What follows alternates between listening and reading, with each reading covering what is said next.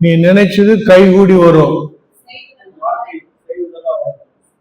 வாழ்க்கையில நீ நினைச்சது கைகூடி வரணுமா?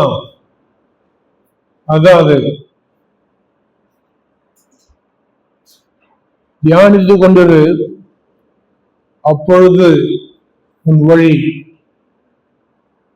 உன்னுடைய வீட்டு காரியம் இருந்தாலும் சரி, உன்னுடைய கல்யாண விஷயம் இருந்தாலும் சரி, வருமானம் வந்தாலும் சரி, அப்பொழுது உன் வழியை வாய்க்கு பண்ணுவாய். அப்பொழுது புத்திமானாய் நடந்து கொள்ளுவாய். ஒண்ணு சக்சஸ், வெற்றியுள்ள வாழ்க்கை. இன்னும் ஞானமான மனுஷன், முட்டாள் அல்ல, அறிவட்டன் அல்ல, புத்திமான். நிறைய பேருக்கு நல்ல லக் இருக்கும், ஆனா அறிவு இருக்காது. பணம் இருக்கும், ஆனா புத்தி இருக்காது. 13 வயது ரட்சிக்கப்பட்டேன். 13, 14 அந்த 2 வருஷம்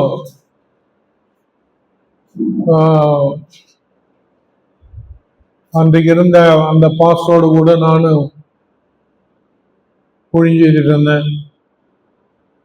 ஆண்டவனை ஊழியத்துக்கு அழைக்கிறா உழைக்கிறான்னு சொல்லி என் அம்மா எனக்கு சொன்னாங்க, அந்த பாஸ்டனுக்கு சொன்னாங்க. எனக்குள்ளேயே ஒரு வாஞ்ச ஊழியம். துபாயில நான் 15 வருஷம் IBM என்ஜினியரிங்ல இருந்தாலும் எனக்குள்ள இருந்தது ஊழியம். அப்போ ஊழியம் நினைச்ச போது முதல் கேட்ட கேள்வி, இந்த புஸ்தகத்தை மக்களுக்கு எடுத்து சொல்லணும், இந்த பைபிளை மக்களுக்கு புரியுமா சொல்லி கொடுக்கணும். அதோடு கூட இன்னொரு கேள்வி, எனக்கே தெரியாத நான் என்ன சொல்லி கொடுப்பேன்? அப்ப நான் என்ன செய்யறது? இந்த பைபிளை நான் பைபிளை 2 தரம் 3 தான் படிச்சிருக்கிறேன், ஆதியாகமத்திலிருந்து வெளிப்படுத்தல வர. ஆனா புரியுமா, விளங்குமா? தெரியாது. ஆண்டவரை என்ன செய்யறது அப்படின்னு ஜெபிச்சுட்டு இருக்கும்போது, இப்போ அந்த சகோதரி சொன்ன மாதிரி ஒருத்தர் சொன்னாரு, உங்களுக்கு இவ்வளவு பைபிள் மேல இவ்வளவு வாஞ்சியும் தாகமும் இருக்குது, சம்பாதிக்க பத்தி உங்களுக்கு தாகம் வாஞ்சி இல்லை, பணம் சேர்க்கிற பத்தி உங்களுக்கு பாகம் வாஞ்சி இல்லை, புகழ் சேர்க்கிற பத்தி எல்லாம் இல்லை, இந்த பைபிளை பத்தி இருக்குது. அதனால ஆண்டு சுத்தமான நீங்க நல்ல ஒரு பைபிள் காலேஜில் போய் படிங்களேன் அப்படி சொல்லிட்டு அவர் சொன்னாரு. நான் படிச்ச பைபிள் காலேஜ் போங்க. எங்க இருக்குன்னு கேட்டேன். மெட்ராஸில் இருக்கேன், சேலத்தில் இருக்கேன், கனடாவில் இருக்குன்னா. ஓ சரி சரி, நீ போன மாதிரி தான். ஆனா இந்த புஸ்தகத்தை நான் படிக்க வேண்டும் வாஞ்சி இருந்ததுனால, இந்த புஸ்தகத்தை ஆழமா தெரிந்து கொள்ள வேணுங்கிற விருப்பம் இருந்ததுனால, இதைய பார்த்த ஆண்டவர் எனக்கு, என் மனைவி என் தம்பி எங்களுக்கு கனடாவில் போய் படிக்க வழிகளை திறந்தார், போதுமான பணத்தை கொடுத்தார், விசா ஒழுங்கா பண்ணப்பட்டது. என்னென்னமெல்லாம் கடினமா இருக்குமோ அதெல்லாம் அவற்றையும் லகுவாய் மாற்றினார். அதுதான் இந்த வசனம், உன் வழியை வாய்க்கு பண்ணுவாய். என்னோட வழி என்ன? இந்த பைபிளை படிக்கும், இரவும் பகலும் தியானித்துக் கொண்டிரு.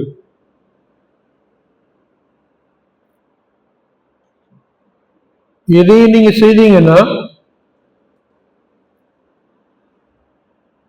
புத்திமானாய் நடப்பாய். நான் பைபிள் காலேஜ் போகும்போது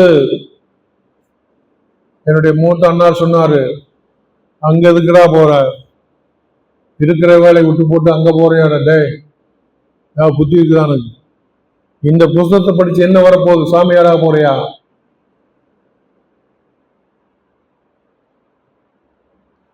இந்த மாதிரி எண்ணங்களும் இந்த மாதிரி சோர்வடைகிற வார்த்தைகளையும் உங்களுக்கு வரும். அதை நீங்க ஜெயிச்சீங்கன்னா, அதை நீங்க மேற்கொண்டீங்கன்னா, பெரிய கன்வென்ஷன் போட்டு பேசணும்னு நான் நினைச்சு ஆசைப்பட்டதே இல்லை. பெரிய கூட்டங்கள் நடத்தணும், கன்வென்ஷன் வைக்கணும். என்னுடைய ஆசையெல்லாம் ஒருத்தருக்கு, 2 பேருக்கு, 3 பேருக்கு வாஞ்சி உள்ளவங்களுக்கு இதை பற்றி சொல்லுவோம். என்னுடைய எல்லா தேவைகளையும் ஆண்டவர் பூர்த்தி பண்ணியிருக்கார். 4 வருஷம் குழந்தைகள் இல்லாம இருந்தது, குழந்தைகளை பெற்றெடுக்க உதவி செய்தார். அடிக்கடி வெளிநாட்டு போயிட்டு வர உதவி செய்கிறார்கள். உங்களுக்கு அடிக்கடி வெளிநாடு போகணுமா? இரவும் பகலும் இதுல அட்ரஸ் தெரியாதீங்க, ஒரு குறையும் கிடையாது.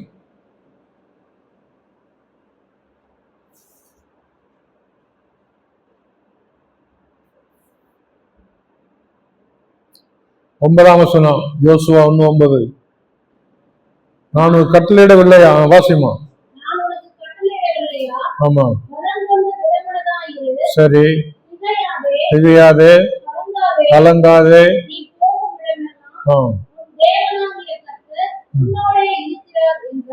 போகும் இடம் எல்லாம்.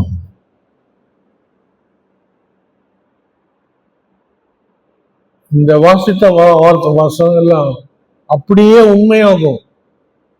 அதுக்கு அடியே ஆண்டவர் சாட்சி அனுப்பிச்சிருக்கார்.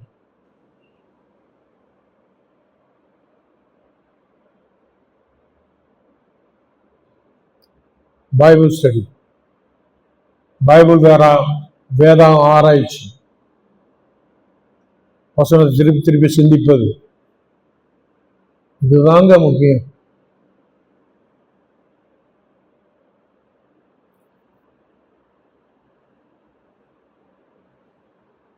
உங்களுக்கு என்ன தேவையோ அத்தனையும் வரும். நீங்க என்ன தேவை நினைக்க விட அவர் உங்களுக்காக வைத்திருக்கிற தேவைகள். நான் என்னை பற்றி வச்சிருந்த திட்டத்தை விட என்னை பற்றி தேவன் வைத்திருந்த திட்டம், புரியுதா? 2 விதமான திட்டங்கள். ஒண்ணு நான் என்னை பற்றி வைத்திருக்கிற திட்டம், இன்னொன்று என்னை பற்றி என்னை உண்டாக்குன ஆண்டவர் வைத்திருக்கிற திட்டம். அந்த திட்டம் தான் நிறைவேறும்.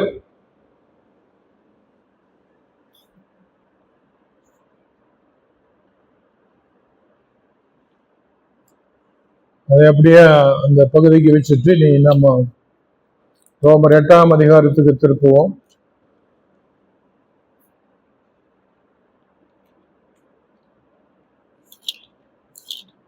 ரோமர் 8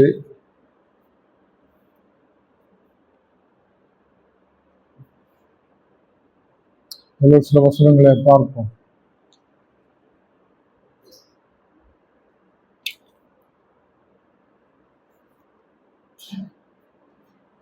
ஒன்னாம் வசனத்திலிருந்து நான் வாசிக்கும் போது, ரோமர் 8ஆம் அதிகாரம் 1ஆம் வசனம் வாசிக்கும் போது, ஆனபடியால், எதுக்கு ஆனபடியால் சொல்றாரு? யாராவது எதுக்கு ஆனபடியால் சொல்றாரு? 1லிருந்து 7ஆம் அதிகாரம் இருக்கிற அந்த மெசேஜ், அந்த செய்தி ஆனபடியால், அப்படியா இருக்கிறபடியால், அதனால இந்த ஆனபடியால், பட் இதெல்லாம் கனெக்டிவ் வேர்ட்ஸ். அந்த செக்ஷனுக்கும் இந்த செக்ஷனுக்கும் கனெக்ட் பண்ற வார்த்தைகள் தான் ஆனபடியால், அல்லது இதனால், அல்லது எதனால், எல்லாம் கனெக்ட் பண்ற வார்த்தைகள். அதனால பைபிள்ல எந்த ஒரு ஒரு முற்றுப்புள்ளி கூட விடக்கூடாது. அதை சிந்திச்சு பார்ப்போம். ஆனபடியால் கிறிஸ்து இயேசுக்குண்டவராக இருந்து அப்படின்னு என்ன சொல்றாரு? கிறிஸ்து இயேசுக்கு உட்பட்டவர்களாக இருந்து என்ன சொல்றாரு? இப்படித்தான் நீ பைபிள் படிக்கணும். வீட்டுல படிக்கும் போது இப்படித்தான் நீ படிக்கணும். கிறிஸ்து இயேசு உட்பட்டவர்களாக இருந்து மாம்சத்தின்படி நடவாமல் ஆவியின்படி நடக்கிறவர்களுக்கு ஆக்கினை தீர்ப்பு அப்படியே ஒரே கோர்வை போகக்கூடாது. கிறிஸ்து இயேசு உட்பட்டவர்களாக இருந்து அப்படின்னா ரட்சிக்கப்பட்டிருந்து, கிறிஸ்து இயேசுக்கு உட்பட்டவர்கள ரட்சிக்கப்பட்டவர்களாக நீங்க ரட்சிக்கப்பட்டவர்களாக இருப்பீர்களா? இயேசுவை சொந்த ரட்சகராக ஏற்றுக்கொண்டவர்களாக இருந்தால் அதுதான் கிறிஸ்து இயேசுக்கு உட்பட்டவர்களாக இருந்து ரட்சிக்கப்பட்டவர்களாக அவருடைய ஆவியை பெற்றவர்களாக. அப்புறம் மாம்சத்தின்படி நடவாமல் அப்படின்னு என்ன சொல்றாரு? ரட்சிக்கப்பட்ட பிறகு மாம்சத்தின்படி நடக்க முடியும்னு சொல்றாரு. ரட்சிக்கப்பட்ட பிறகு பாவத்தை விரும்பி செய்யலாம்னு சொல்றாரு. 2-3 வார்த்தையை தான் நம்ம வாசிக்கிறோம். ஆனா அதுல இருந்து வியாக்கியானம் வருது. கிறிஸ்து இயேசுக்குள்ள எப்படி வந்தோம்? கிறிஸ்து இயேசுக்குள்ள எப்படி வந்தோம்? முதல்ல எப்படிங்க ஐயா வந்தோம்? கிறிஸ்து இயேசுக்குள்ள எப்படிங்க வந்தோம்? இன்னொரு வார்த்தை இருக்கு, அது சொல்லுங்க. கிறிஸ்து இயேசுக்குள்ள எப்படி வந்தோம்? எப்படி வந்தோம்? அது இருந்தது, உள்ள வந்தது உங்களுக்கு எல்லாருக்குமே தெரியும். ரொம்ப சிம்பிளான ஆன்சர், ஆனா அது வரமாட்டேங்குது. விசுவாசத்தின் மூலமா கிறிஸ்துக்குள்ள வந்தோம். பாவிகளா இருந்தோம், உண்மைதான். ஆனா எப்படி கிறிஸ்துக்குள்ள வந்தோம்? விசுவாசத்தின் மூலமா வந்தோம். அதைத்தான் ஒரு பவுல் எப்படி எழுதுறாரு? கிறிஸ்துக்குள்ள உட்பட்டுள்ளா இருந்து இயேசு கிறிஸ்து ஏற்று விசுவாசித்த நீங்க. This is what Bible says.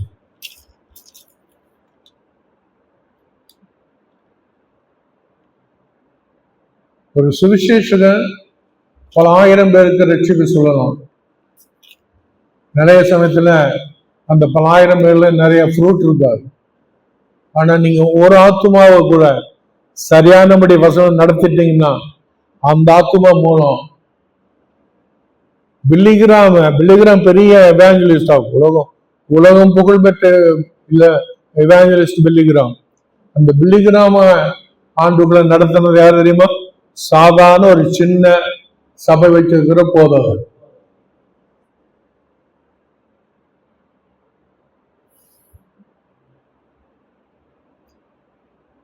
ஆனபடியால் 1ஆம் அதிகாரம் 7ஆம் வசனம் முடியும். அப்படியெல்லாம் இருந்தபடியால அந்த ஆனபடியால படிச்சோன்னே உடனே என்ன தோணும் தெரியுமா? அந்த 7ஆவது அதிகாரத்தையும் படிச்சு பார்க்கலாம்னு தோணுது. அங்க என்னதான் எழுதியிருக்கு? ஏற்கனவே படிச்சிருந்தாலும் மறுபடியும் அதை படித்து பார்ப்போம். ஆனபடியால் என்னது ஒண்ணு எல்லாமே என்னது ஆனபடியால் அதை அவர் விசேஷம் எழுதுறாரு. அதனால படிச்சு பார்க்கும் அந்த எண்ணம் வருதாகும்.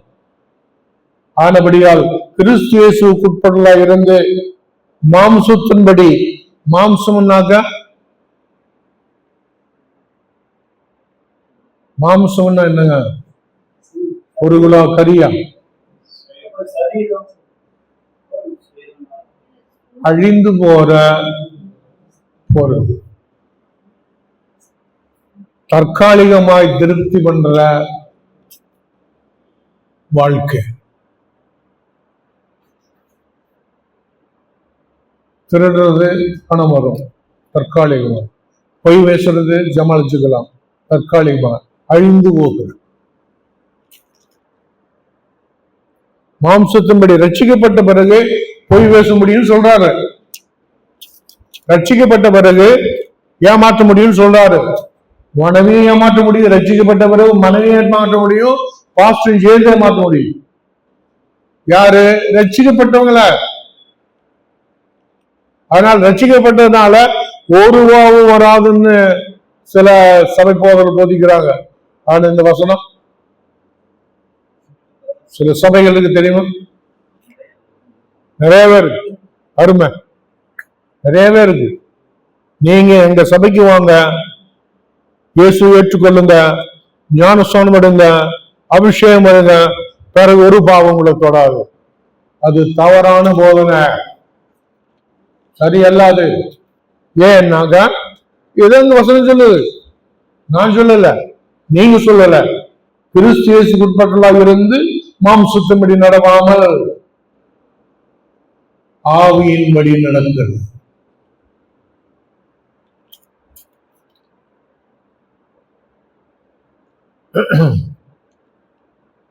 இதே அப்போஸ்தலர் நடவடிக்கை பார்த்து பார்த்தீங்கன்னாக்க ஒரு கூட்டம் பேர் ரட்சிக்கப்பட்டிருப்பாங்க, ஆனால் பரிசுத்தாவை பற்றி தெரியாது. படிச்சிருக்கீங்களா?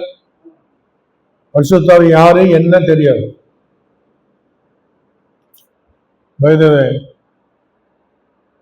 13வது ரட்சிக்கப்பட்டேன். நான் போயிட்டு அந்த சின்ன குட்டி சபையில அந்த போதகரும் நாங்க ஒரு சிலரும்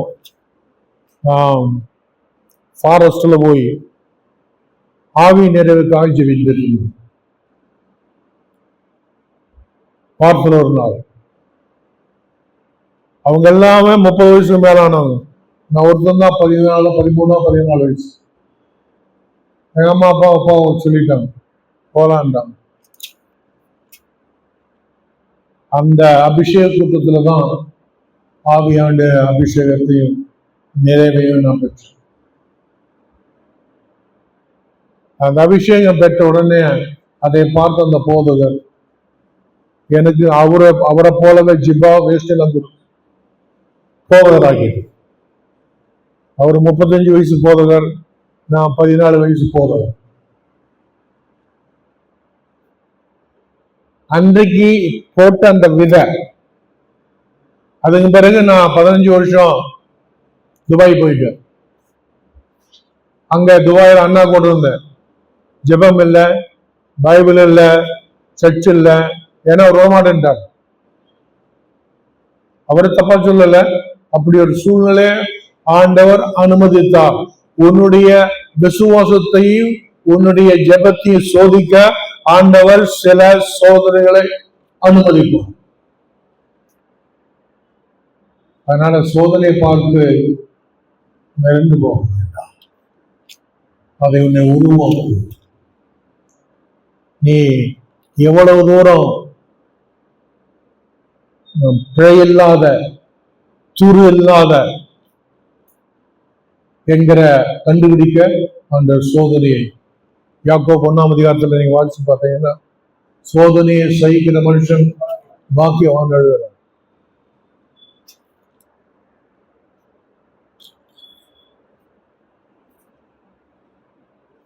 இந்த மாதிரி நான் பைபிள் படிக்கிறதுனால பல மணி நேரங்கள் வாசிக்க, தியானிக்க, வாசிக்க, அதை ருசிக்க. இப்ப நான் ஒரு சாப்பாட்டை ருசிச்சு சாப்பிட்டேன்னா அதே சாப்பாட்டை என் ஃப்ரெண்டுக்கு நான் கொடுக்கும்போது எப்படி என்ன சொல்லி கொடுப்பேன்? பாருங்க, ரொம்ப நல்லா இருக்குங்க, என்னமோ ரொம்ப ருசியா செய்திருக்காங்க. ஏன் சொல்ல தெரியுமா? நான் ருசிக்கிறதுனால. நான் ஏற்கனவே சொன்னேன், இந்தியாவுக்கு நான் வந்த பிறகு 20 வருஷம் கழிச்சு வெளிநாட்டுல இருந்து இந்தியாவுக்கு வந்த பிறகு பைபிள் ஸ்டடி தான் ஆரம்பிச்சார். கன்வென்ஷன் கூட்டங்கள் ஆரம்பிக்கல.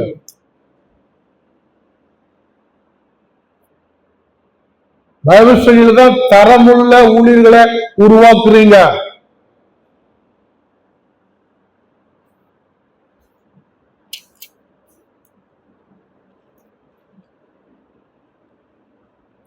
ஆனபடியால் கிறிஸ்து இயேசுவுக்கு உட்படாயிருந்து மாம்சத்தின்படி நடவாமல்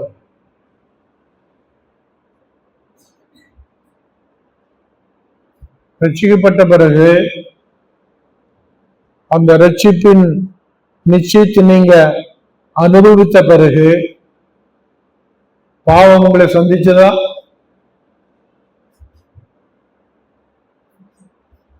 நீங்க சொல்ல மாட்டீங்க.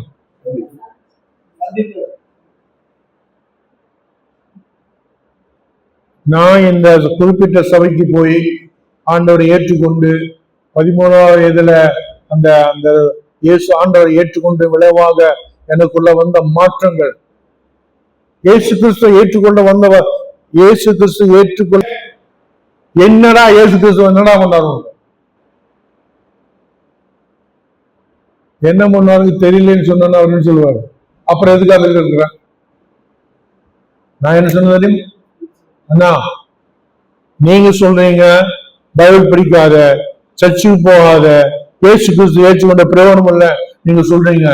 ஆனா கேளுங்க, பொய் பேசிட்டு என்ன இப்ப பொய் பேசுறது, திருடுன இப்ப திருடுறது இல்லை, நினைச்ச நேரம் சத்தியம் பண்ணுவேன் இப்ப சத்தியம் பண்றது. 3 மாற்றங்கள் எனக்குள்ள வரும். அவரால் ஒன்றும் பேச முடியும். இல்ல இல்ல நீ இதை பண்ணணும்னு சொல்ல முடியுமா?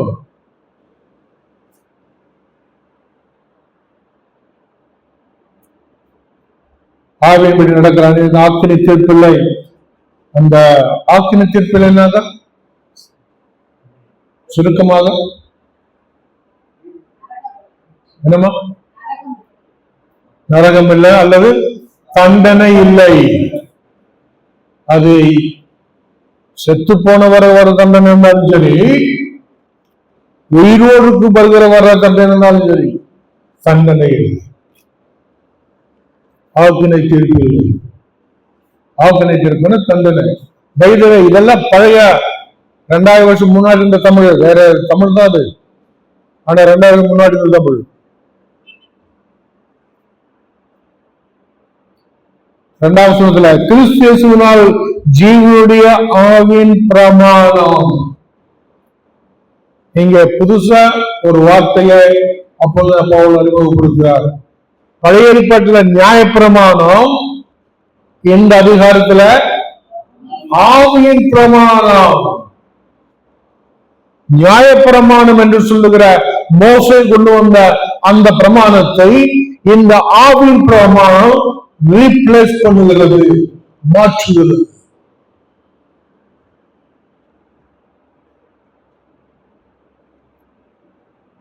கிறிஸ்து சொன்னால் அவருடைய ஆவின் பிரமாணம் என்னை பாவ பிரமாணம் என்பவர்களில்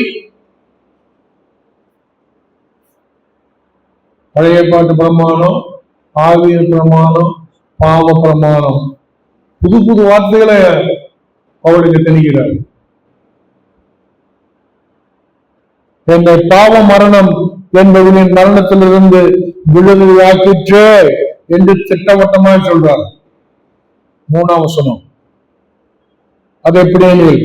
மாம்சத்தினாலே பலவீனமாய் இருந்த, என்ன சொல்றாரு? மாம்சத்தினாலே பலவீனமாய் இருந்த என்ன சொல்றாரு? கால் வழியா இருந்தேன்னு சொல்றாரா, கை வழியா இருந்தேன்னு சொல்றாரா? மாம்சத்தினாலே பலவீனம் இருந்தேன்னு சொல்றாரு. என்ன சொல்றாரு? மாம்சத்தினாலே நியாய பிரமாணத்தை செய்ய முடியலன்னு சொல்றாரு. மாம்சத்தினால அப்படின்னு என்ன அர்த்தம் ஐயா? சுய முயற்சியினால. கொஞ்ச நாளைக்கு பொய் பேச அப்புறம் 2 வாரம் பார்க்கல, எத்தனை நாள் இருப்பீங்கன்னு பார்ப்போம். கொஞ்ச நாளைக்கு பொய் முடிய முடியாதா? முடியும். கொஞ்ச நாளைக்கு அங்கே இங்கே கண்ட பக்கம் பார்க்காம இருக்க முடியாதா? அப்புறம் தெரியாம ஒரு அழகான ஒண்ணு போச்சுனாக்கா அட்லீஸ்ட் தெரிஞ்சுக்கலாமே கூட தெரிஞ்சு பார்ப்பாங்க. ஞாபகம் வச்சுங்க, இந்த சரீரம் பாவ பிரமாணம், பாவம் நிறைந்தது. இந்த உலகம் பாவம் நிறைந்தது. 3வது சாத்தான். 3 பேரு நம்முடைய ஆத்மாவை கெடுக்க, ஆத்மா வளராம செய்ய, உலகம், மாம்சம், பிசாசு.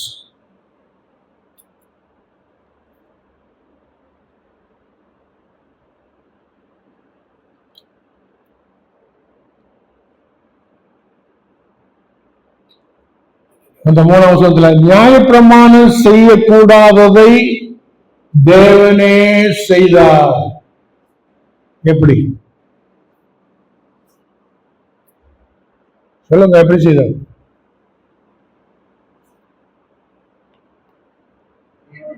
தேவனைங்கிற அந்த தேவனைங்கிறத பிதாவுக்காகவும் வச்சுக்கலாம், இயேசு கிறிஸ்துக்காகவும் வச்சுக்கலாம், பரிசுத்தாவிக்காகவும் வச்சுக்கலாம்.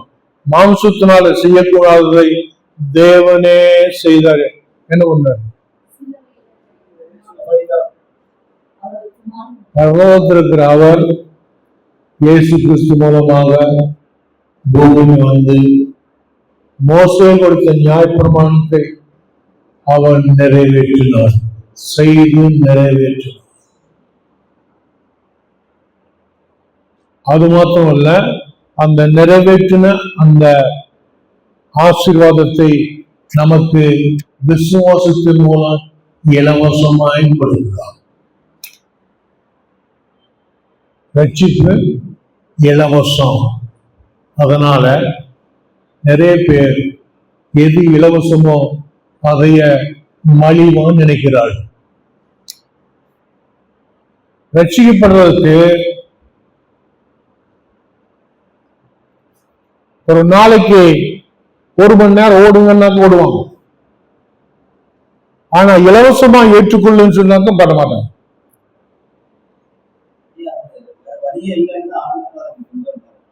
ஆமா, அதேதான். நியாயப்பிரமாணத்தை மனுஷன் செய்ய முடியாது. அதனால் அவர் என்ன பண்ணினாரு? தானே இயேசுவா ரூபத்துல வந்து அந்த நியாயப்பிரமாணத்தை நிறைவேற்றி அதை அந்த அவர் நினைப்பேற்றி எதுக்கு செய்தாரு? எனக்கு கொடுத்தார், உங்களுக்கு கொடுத்தார். அந்த நியாயப்பிரமாணத்தை இயேசு நிறைவேற்றி பாவிகளாய் இருந்த உங்களையும் என்னையும் மோட்சத்துக்கு தகுதியுள்ளவராய் மாற்றினார். நம்ம பரலோகராஜ்யம் போக முடியாததுக்கு நமக்கு தடையா இருந்தது நாம் செய்த பாவம். இவர் வந்து பரலோகத்துக்கும் நமக்கும் இப்பவே தொடர்பு உண்டாக்கி கொடுக்கிறார். அதனாலதான் நீ ரட்சிக்கப்பட்ட நீங்க, உண்மையா இயேசுவின் ரத்தத்தால கழுவப்பட்ட நீங்க, கண்களை மூடி ஒரு சின்ன வார்த்தை ஜெபிப்பீர்களானால் அந்த ஜெபத்துக்கு பதில் வரும்.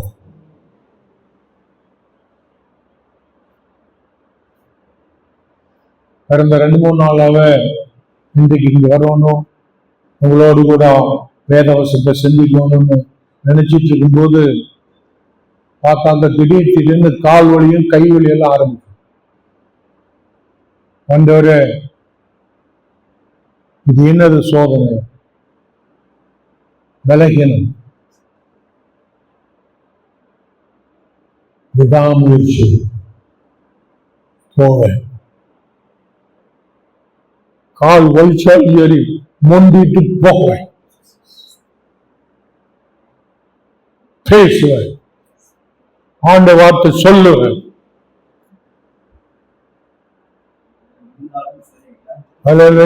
ஆமா ஆமா.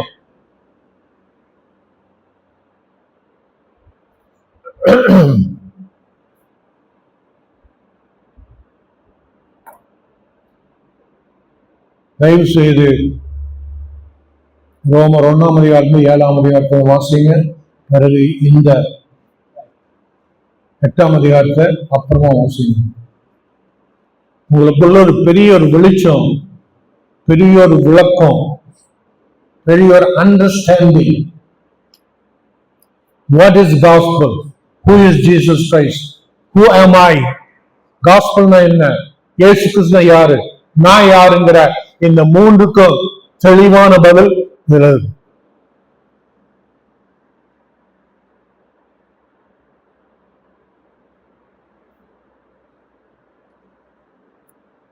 நீ கேள்விப்பட்டிருந்தது தெரியாது, ஒரு பெரிய விஞ்ஞானி, பிலாசபர், தத்துவ ஞானி, பைபிள் நம்ப மாட்டேன்னு சொல்லியிருந்தார். அப்புறம் அந்த போதகர் ரோமர் 1ஆம் அதிகாரத்தை எடுத்து கொடுத்து வாசிங்க. அவரு காலையில இருந்து 2-3 முறை வாசிச்சுட்டு பைபிள் அத்தனை உண்மைன்னு சொல்றாரு. நீங்க இதை படிக்க படிக்க சந்தேகம் மாறி போய் அவிசுவாசம் மாறி போய் தேவனை பற்றுகிற விசுவாசத்தோடு கூட அவர் ஆராதிக்கிற அந்த ஆவியிலே நிரப்புறத நீங்க அனுபவிப்பீர்கள்.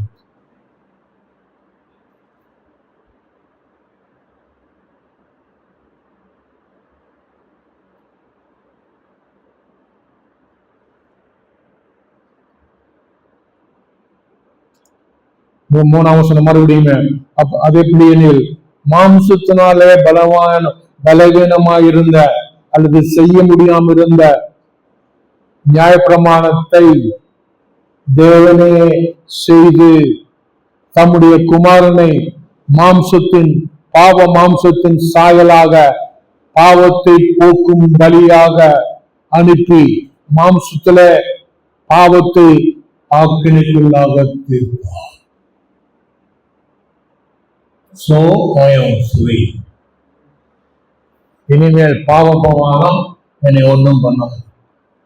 இனிமேல் நியாயப்பிரமாணம் என் மேல் அதிகாரம் இல்லை. காரணம் இயேசு கிறிஸ்து மூலமாக வந்த ஆவியின் பிரமாணம் என்னை விடுதலை ஆக்கிடுச்சு.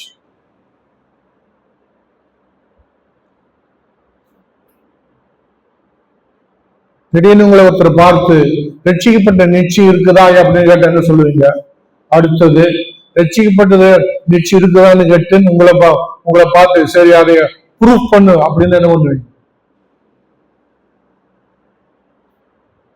நான் ஜான்வின் ஐயா கிட்ட ரட்சிக்கப்பட்டீங்களா கேட்கிறேன்.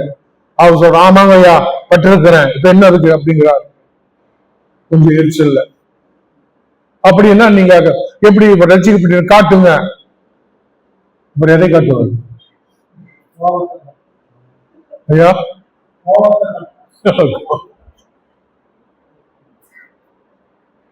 நான் ரட்சிக்கப்பட்டிருக்கிறேன், நான் தேவனுடைய குமாரன், நான் தேவனுடைய குமார்த்தி என்று இந்த புஸ்தகம் சொல்லுது. இதுதான் என்னுடைய ஆதாரம். ஆண்டோடைய வார்த்தை எனக்கு ப்ரூஃப், ஆதாரம். என்னுடைய உணர்வுகள்லாம் அப்புறமா, என்னுடைய வாழ்க்கையில மாற்றங்கள்லாம் அப்புறமா, ஆனால் இதுதான் ப்ரூஃப். ஏன்னா இது தேவனுடைய வார்த்தை. தேங்க்யூ ஐயா.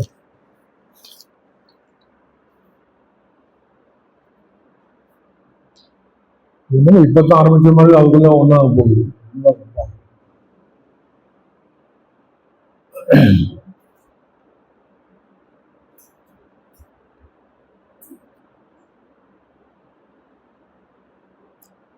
நாலாம் வசனத்துல மாம்சத்தின்படி நடவாமல், நாங்க பைபிள் எழுதியிருக்கிற பரிசுத்தாவியின்படி நடக்கிற நம்மிடத்தில் நியாயப்பிரமாணத்தின் நீதி நிறைவேறுகிறது. மாம்சத்தின்படி நடவாமல் பரிசுத்தாவியின்படி நடக்கிற, அப்படின்னா பரிசுத்தாய் பெற்று இருக்கீங்களா? பரிசுத்தாய் வந்தாரா? இல்லைங்க நான் அந்நிய பாஷை பேசுறது இல்லைங்க அப்படின்னா பரிசுத்தாவி இல்லை.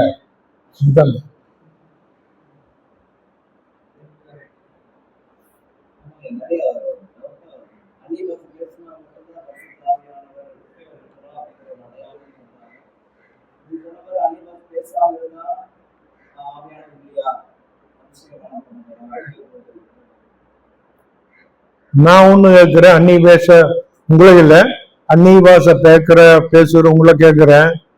நீங்க பேசுற அந்நிய பாஷைன்னு எனக்கு எப்படி தெரியும்? நீங்க ஏதோ கண்ணாமனா உளறிட்டு இருக்கீங்க. இது தேவன் கொடுத்த வார்த்தை வாசம் சொல்றீங்க. நானும் தான் உளருவேன், இது கடவுளை கொடுத்துருந்தேன். அந்நிய பாஷை மாத்திரம் பேசின போதாது, அந்நிய பாஷையோடு கூட கனிகளும் வேணும். அன்பு, சந்தோஷம், சமாதானம், நீதிபடும், தயவு. நீங்க அந்நிய பாஷை பேசிட்டு உங்க மனைவியர் குடிச்சு சாப்பிட்டு இருந்தீங்கன்னா அந்த அம்மா இயேசு கிறிஸ்து ஏற்றுக்கொள்வாங்களா? நடந்தே சொல்றேங்க. என்னுடைய சொந்த அண்ணார், அவர் ஒரு கொடூரமான மனுஷன், மனைவியை ரொம்ப அடிச்சிருவார். அப்புறம் ஒரு காலம் மாறிச்சு, அவர் ரட்சிக்கப்பட்டார், ஆண்டவர் ஏற்றுக்கொண்டார். எனக்கு மூத்த அண்ணா, பெரிய அண்ணா ஆண்டவர் ஏற்றுக்கொண்டாரு, கிறிஸ்துவ ஆயிட்டாருன்னு போய் எங்க அண்ணி கிட்ட நான் சொன்னேன், நீயும் உங்க அண்ணன் போய் வாழைப்பாடுங்க. ஏன் தெரியுமா? கடந்த 40 வருஷமா இதே அண்ணன் கொடுமையில நடத்தினார். இப்ப அவர் பரிசுத்தவனாயிட்டு போயிட்டாரோ? அவர்கள் பதில் இவங்க ஏற்றுக்கொள்ள அதுக்கு என்ன காரணம்? என்ன ரட்சிக்கப்பட்டு இந்த அம்மா ஏற்றுக்கொள்ள என்ன காரணம்? யாராலும் சொல்ல முடியுமா? இந்த அம்மா வந்து கொலக்கோம்பில் இருக்கிற சர்ச்சுக்கு போயிட்டு இருந்தாங்க. கொலக்கோம்பில் சர்ச்சில் இருக்கிற அங்க ஐயர்கிட்ட ஞானம் சமட்டு இருந்தாங்க. அந்த அம்மா பேரு வந்து கிறிஸ்துவ பேரு.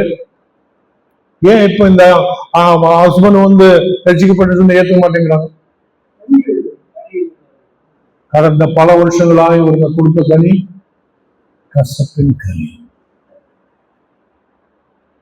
கனிகள் ரொம்ப ரொம்ப முக்கியம்.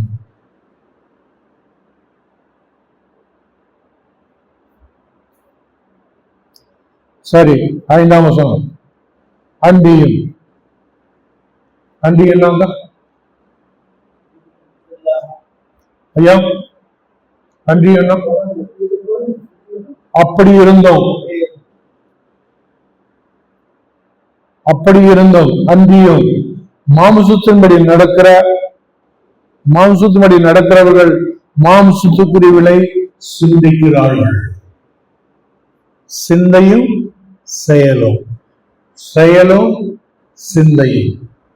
மாம்சத்தின்படி நடக்கிறவர்கள் மாம்சத்தின்படி சிந்திக்கிறார்கள், ஆவியின்படி நடக்கிறவர்களோ ஆவிக்குரியவளை சிந்தியும். ஆவியின்படி நடக்கிறது 1 பைபிள், 2 கிறிஸ்துவோட ஃபெலோஷிப், 3 ஜெபம், பவரிங்க. அந்த இதெல்லாம் எழுதி வச்சுங்க. ஆவியின்படி நடக்கணும்னாக்க பைபிள், கிறிஸ்துவோட கூட ஐக்கியம், ஜெபம். வேற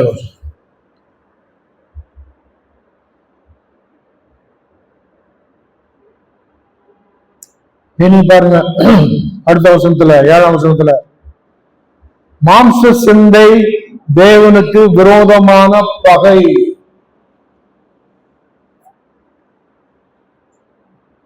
மாம்ச சிந்தை தேவனுக்கு விரோதமான பகை, அல்லது சிந்தையினாலே பாவம் செய்வதை தேவன் ஏற்றுக்கொள்ள மாட்டார். சிந்தையினால பாவம் அடிக்கடி வரும். சிந்தையினால வருகிற பாவத்தை அறிக்கை செய்ய வேணும். நம்ம சபைகளில் ராபோஜனம் கொடுக்கும் போது அப்பமும் திராட்சஸும் குறைஞ்ச வச்சு அதோட சருமையான ஆப்பர்ச்சுனிட்டி இதுக்கு பாவரிக்கை செய்துட்டு அதுல பங்கு கொள்ளும். சில சபைகள் அதை செய்யறது இல்லை. அதே நம்ம சபைகள் அப்படி இல்லை. பாவரிக்கை செய்துட்டு அந்த அப்பத்தையும் இந்த ரசத்தையும்.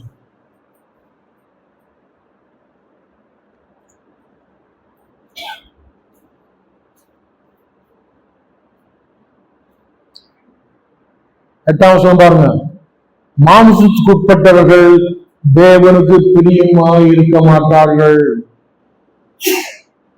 தேவனுக்கு பிரியமாய் இல்லை என்று, நான் தேவனுக்கு பிரியமானவனா இல்லை என்று எப்படி தெரியும்? நம்பர் 1, என் ஜெபத்துல பிரச்சனை இருக்கும். நம்பர் 2, என் மனசாட்சியில ப்ராப்ளம் இருக்கும்.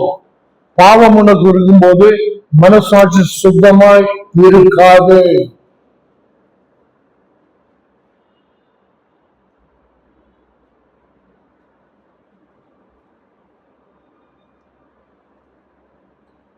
இந்துக்களானாலும் முஸ்லிம்களானாலும் ரட்சிக்கப்பட்டவரானாலும் யாரானாலும் சின்ன வயசானாலும் பெரிய மனுஷனாலும் நமக்கு கொடுக்கப்பட்டிருக்கிற பெரிய ஒரு பிரயோஜனமானது மனசாட்சி. சுத்த மனசாட்சி பற்றி தீமோத்தேயுல பவுல் எழுதுவார். படிச்சிருக்கீங்களா? சுத்த மனசாட்சி என்ன? எடுங்க அந்த வசனம்.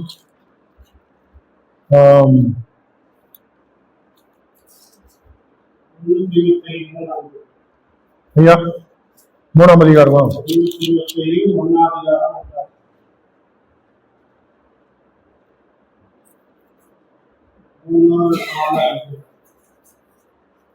வாசிங்க அது. வேற்றுமையான உபதேசங்களை போதியார் நான் மக்களியாவுக்கு போகும்போது கற்பனையின் பொருள் என்னவெனில் சுத்தமான இதயத்திலும் நல் மனசாட்சியிலும் மாயமற்ற விசுவாசத்திலும் பிறக்கும் அன்பே. ஓகே, அதோடு கூட அதே அதிகாரத்துல 19ஆம் வசனம் வாசிங்க. இந்த நல்மனசாட்சியை சில கிறிஸ்துவர்கள், சிலர்னா இந்துக்கள் நினைக்காதீங்க, சில கிறிஸ்துவர்கள் தள்ளிவிட்டு அப்போ விசுவாசத்துக்கும் மனசாட்சிக்கும் நெருக்கம் இருக்கிறது.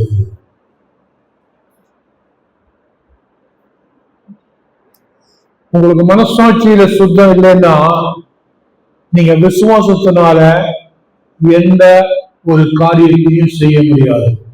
உதாரணம்,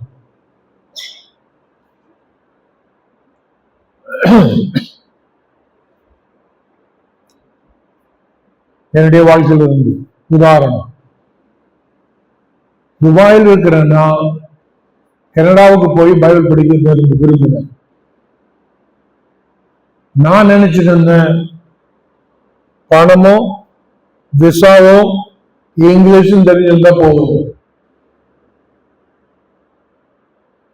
என்னென்ன போறதா போதும்? பணம், அப்புறம் ஆண்டவர் சொன்னாரு, உனக்குள்ள விசுவாசம் வேணும், அந்த விசுவாசம் சுத்தமுள்ள மனசாட்சியில பிறக்கும். அதனால நீ நிறைய தப்பு பண்ணிருக்கிற. முதல் வேலையா எத்தனை பேர்கிட்ட உட்கார்ந்து எழுது, எல்லாரும் பேரையும் எழுது, அத்தனை பேருக்கு போய் மன்னிப்பு கேளு. அப்ப என்ன ஆகும்? மன்னிப்பு கேட்கும் போது மனசாட்சி சுத்தமாகும்.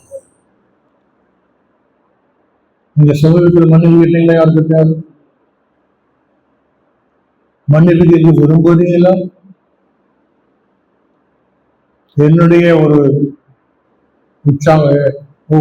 உற்சாகப்படுத்துறது, இன்னைக்கு உங்க வீட்டுக்கு போன பிறகு யாருக்கையாவது மன்னிப்பு கேட்கறதுக்கு ஆண்டவரே கிருபை கொடுங்கன்னு கேளுங்க. அப்படி ஒன்று சுலபமா மன்னிப்பு கேட்க முடியாது. என் சொந்த தம்பி வி.ஆர். மணி ஊழியத்தில் இருக்கார். அவருக்கு எனக்கு சில மன வருத்தங்கள். ஆண்டவர் சொல்றாரு, நீ மன்னிப்பு கேளு. நான் ஆண்டவர்கிட்ட, நீங்க போய் அவங்கிட்ட சொல்லுங்க, முதல்ல எங்கிட்ட எதுக்கு வந்து சொல்றீங்க? அவன் தம்பி வந்து நிக்க சொல்லுங்க. இந்த மாதிரி பல மாதங்கள் வருஷங்கள் ஓடிச்சோம். ஆண்டவர் விட்டுட்டார். ராபோது போகும்போதெல்லாம் இது வந்து அப்படின்னு நிற்கும். கட்டியா இல்ல என்ன பண்ண போறோம்? ஒரு நாள் சனிக்கிழமை, பொதுவா சனிக்கிழமை உபவாசம். அந்த சனிக்கிழமை ஆண்டவரே இந்த உபவாசம் முடிச்சுட்டு இந்த திங்கட்கிழமை நான் ஒரு வீட்டுக்கு போவேன், மன்னிப்பு கேட்டேன். எந்த தர வந்தாலும் நீங்க ஆண்டவருக்காக சொல்ல செய்ய நினைக்கும் போதுதான் பல விதமான தடைகள் வருமாகும். திங்கட்கிழமை வந்தது, அது வீட்டுக்கு போங்க, நானே சோதனை சொன்னேன். எனக்கு ஒரு 5 வருஷம் குறவ தம்பி சோதனை சொன்னேன். அவர் சோதனை சொன்னாரு. அவர் முடிக்கிறத பார்த்தா தெரியும் எதுக்கு வந்திருக்கிறேன் அப்படிங்கிறமா. இன்னொரு சண்டை போடலாம் வந்திருக்கியா தம்பி மணி? நான் வந்தது என்னுடைய சொல்லல, என்னுடைய செயல்ல பெரியவர்கள் நான் தப்பு இல்லாம இருக்கலாம். ஆனா தேவ சமூகத்தில் அப்படின்னு சொல்ல முடியும். எது இருந்தாலும் என்னை மன்னிச்சு கையெடுத்து கும்பிட்டு மன்னிப்பு கேட்டு அதுக்கு பிறகு எனக்குள்ள வந்தது இந்த சமாதானம். அது என்னன்னா அனுபவிக்கும்.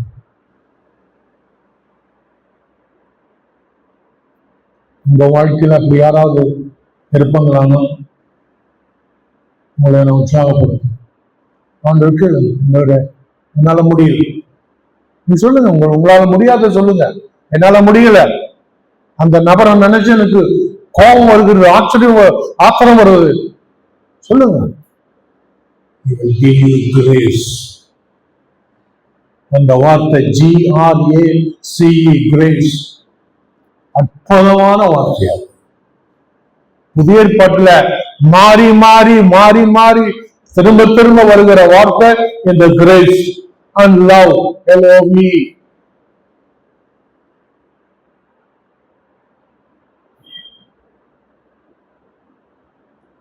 இந்த ரெண்டையும் செய்யுங்க, உங்க மனசு சுத்த மனசாட்சியம்.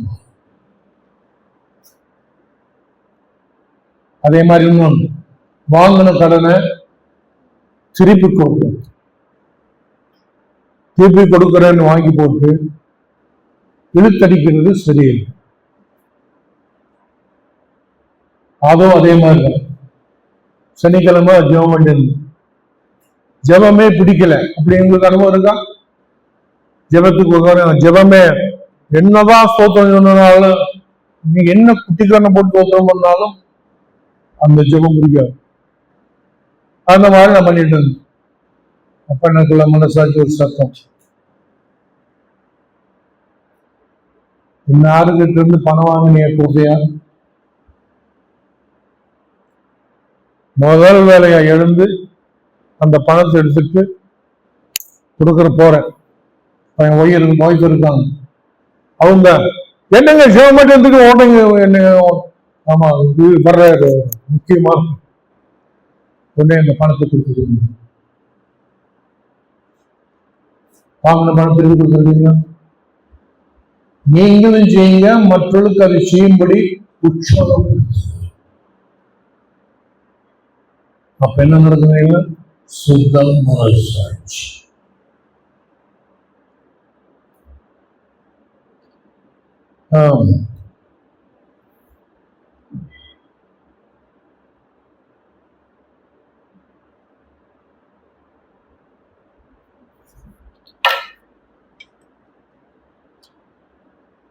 இந்த வசனம் மறுபடியும் வாசிக்கிறேன். 1 தீமோத்தேயுல 1ஆம் அதிகாரம் 19ஆம் வசனத்துல, இந்த நல்மன சாட்சியை சில கிறிஸ்தவர்கள் தள்ளிவிட்டு விசுவாசமாகிய கப்பலை சேதப்படுத்தினார். இங்க பாருங்க, பவுல் விசுவாசத்தை ஒரு கப்பலுக்கு சமமாய் எழுதுறார். தண்ணீர மிதக்கிற கப்பல் வழியாக பல நாடுகள் செல்லக்கூடிய, மிதக்கிற பல நாடுகளுக்கு பிரயாணம் பண்ணுகிற அந்த பிரயாணத்தை பற்றி அவர் எழுதுறார். அதுக்கு அதேதான் கிறிஸ்து பிரயாணம். நம்ம கிறிஸ்து வாழ்க்கை இது ஒரு பிரயாணமாகும். It's a traveling. We are traveling toward heaven, toward God. We are traveling. வாழ்ந்து காட்டணும். அப்புறம் அந்த 1 தீமோத்தேயுல கடைசி வசனம் பாருங்க, இமினேயும் அலெக்சாந்தரும் அப்படிப்பட்டவர்கள். எப்படிப்பட்டவர்கள்?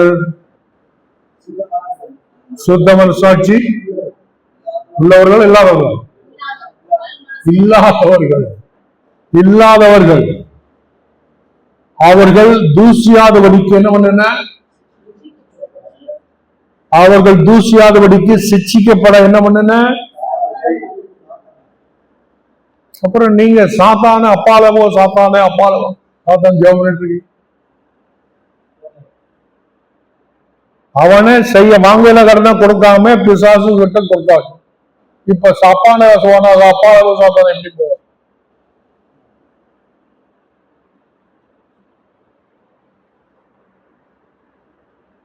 எத்தனை பேர் பேய் ஓட்டு அனுபவம் தெரியல.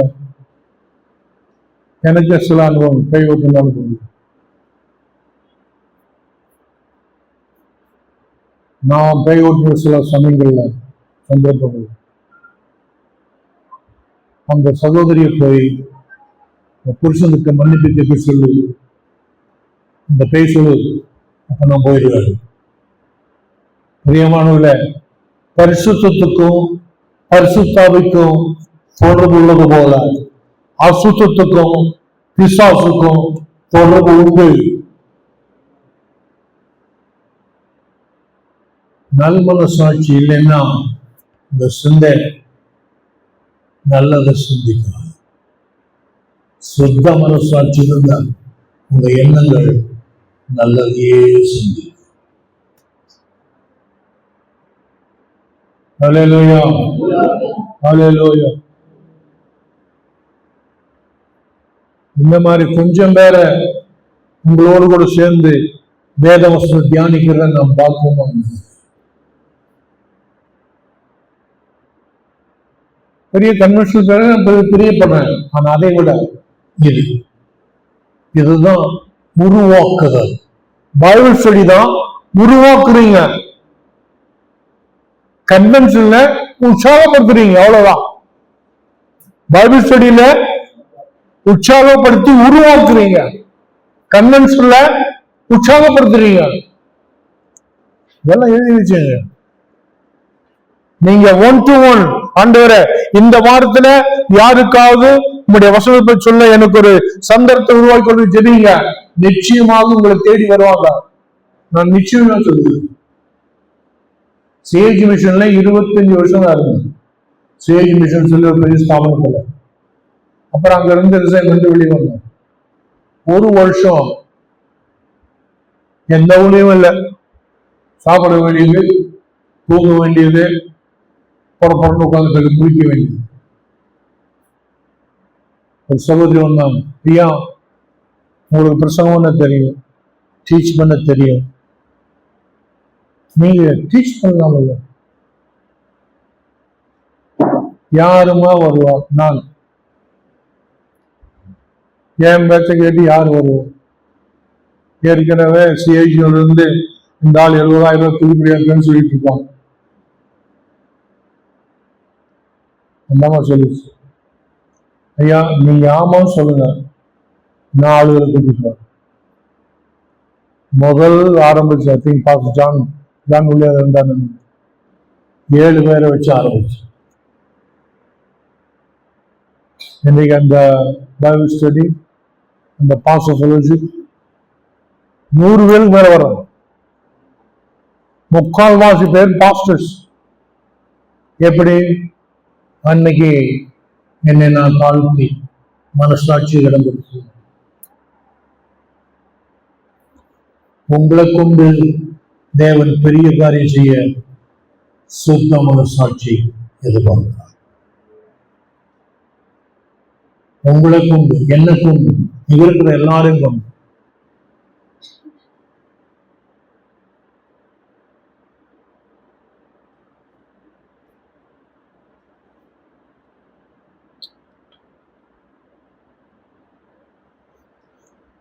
இது பாருங்க, 3ஆம் அதிகாரம் 1 தீமோத்தேயு 3ஆம் அதிகாரம் ஊழியத்துக்கு போறத பத்தி அதுல ஒரு வசனம், ஒரே ஒரு வசனம் வாசிக்கிறேன்.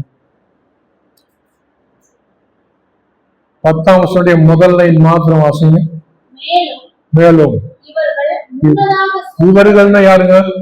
ஊழியத்துக்கு போக விரும்புகிற, பிரசங்கம் பண்ண வேண்டும் விரும்புகிற இவர்கள். வாசிங்கம்மா. என்ன பண்ண போற வேணும்?